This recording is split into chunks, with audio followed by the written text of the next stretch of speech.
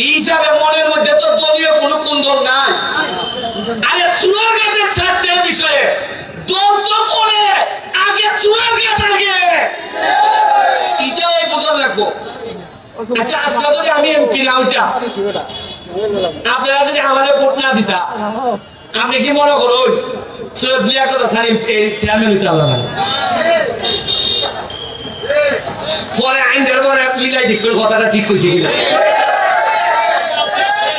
এরা কইল না হ্যাঁ কিতা হারিছ শেষে লিয়াকত হাসান বদল বেলা কইল না বাবা আমি তাত নাই রে বাবা খাম নাই মাইছে শুনে গেল মাইছে যখন বুঝতে পারছে